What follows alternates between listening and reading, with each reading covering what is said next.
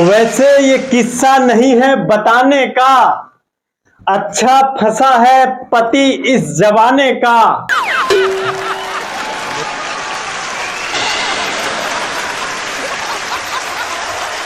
मेरा बिल्कुल भी मन नहीं करता कमाने का, और वो तनिक भी कद्र नहीं करती मेरे इस बहाने का। रोज कहती है जानू टिकट करा दो मेरा चांद पे जाने का। भाई साहब, मेरा झगड़ा मेरे पत्नी से बहुत ज्यादा होता है। सच बता रहे हैं, वो लोग किस्मत वाले हैं जिनके 33 में से 27-28 गुण मिल जाते हैं। हमें तो लगता है कि हमारे एक भी गुण नहीं मिले।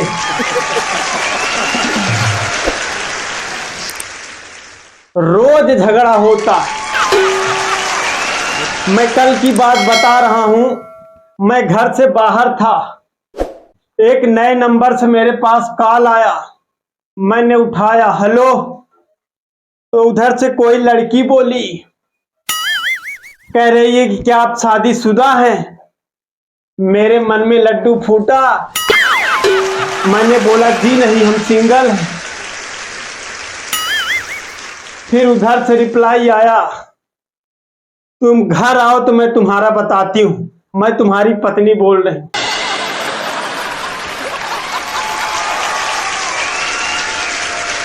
मेरे जिंदगी में बहुत लड़ाई है, हमेशा लड़ाई है। अब मुझे टेंशन होने लगी। उसी टेंशन में थोड़ी देर बाद फिर से एक नए नंबर से कॉल आया। फिर मैंने रिसीव किया। उधर से फिर यही प्रश्न पूछा गया, क्या आप शादीशुदा हैं। मैंने सोचा कि मेरी पत्नी ही फिर से होंगी ये। मैंने कहा जी हाँ, हम शादीशुदा हैं।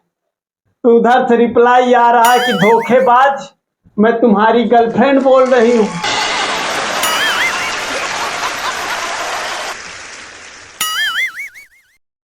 मैंने तुरंत कहा, अरे बेबी सॉरी सॉरी। मैं सोचा कि मेरे पत्नी का फोन है। फिर उधर से रिप्लाई आ रहा है, मैं तुम्हारी पत्नी ही बोल रही हूं।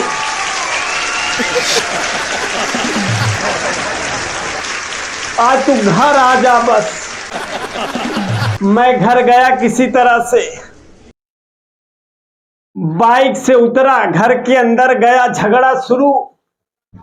रसोई घर का कोई भी ऐसा मारक यंत्र नहीं था जिससे मैं मार ना खाया हूं। वो तो भगवान का शुक्र है कि मैं हेलमेट नहीं उतारा था।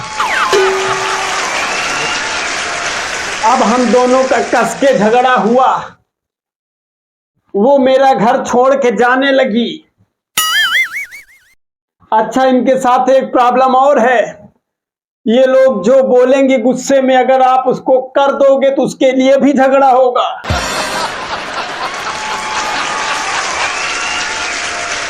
जब हम दोनों का झगड़ा हुआ, ये जाने लगी अपने मायके। तो रास्ते में फोन की, बोले कि आज के बाद मेरे पास ना कॉल करना ना मैसेज करना, और मेरा नंबर तुरंत डिलीट कर दो, मुझे भूल जाना।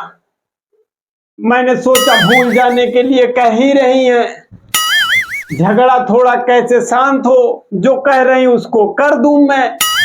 जैसे ये सब बोली वो, तुरंत मैंने कह दिया आप कौन। मामला और गंभीर हो गया। फिर बात बड़े बुजुर्गों तक चली गई। किसी तरह से आपस में समझौता हुआ। आई घर वो फिर से। एक दिन हम दोनों लोग बैठे थे, बात कर रहे थे। हमने बोला कि मुझे किसी समझदार लड़की से शादी करनी चाहिए थी। वो बोली कि समझदार लड़की तुमसे सदिये न करती। और मैं पता नहीं क्या क्या बोल जाता हूं कि उसी में झगड़ा हो जाता है। मैंने कहा कि बेबी, यानी कि आपने मुझसे शादी किया है और आप समझदार नहीं हैं। बस झगड़ा फिर से शुरू। मैं सोचा कि फिर से मायके वायके ना जाए, मैंने ही गलती वलती मान लिया। उसके बाद शाम को बैठे थे हम दोनों लोग, बढ़िया प्यार मोहब्बत की बात कर रहे थे। अचानक मैंने बोला कि बेबी, जो चोरी करता है वो बाद में बहुत पछताता है।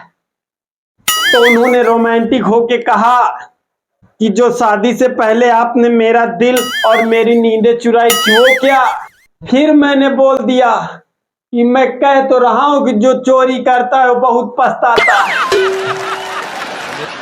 फिर झगड़ा शुरू। अच्छा, एक सीरियल आता है तारक मेहता का उल्टा चश्मा, उसमें गोकुल धाम सोसाइटी की जितनी महिलाएं हैं वो सब खुश रहती हैं। पता है क्यों? क्योंकि उस सोसाइटी में एक भी सास नहीं है। अच्छा, आजकल के ये जो बच्चे हैं ना, बड़े शरारती होते हैं। अभी तक मैं बेरोजगार हूं, मैं सोचा कि कोई विद्यालय पकड़ लेता हूं, वहीं प्राइवेट पढ़ाता हूं, क्योंकि मैं उत्तर प्रदेश से हूं, नौकरी लगना इतना आसान तो है नहीं। मैं एक स्कूल में गया तो मैंने 3 लड़की और 1 लड़की को बुलाया। मैंने बोला कि अपना अपना नाम और अपनी अपनी पसंद बताओ।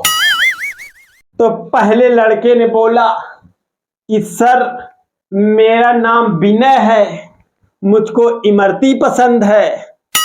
फिर दूसरे वाले लड़के से पूछा तो उसने कहा सर, मेरा नाम अमित और मुझे भी इमरती पसंद है। मैंने बोला ठीक है। उसके बाद तीसरे वाले से पूछा तो उसने कहा सर, मेरा नाम अजय है, मुझे भी इमरती पसंद है। मैंने बोला अरे वाह भाई, तीनों की पसंद तो एक ही है। फिर मैंने लड़की से पूछा कि बेटा आपका क्या नाम है और आपको क्या पसंद है। उसने बोला कि सर, मेरा नाम इमरती है।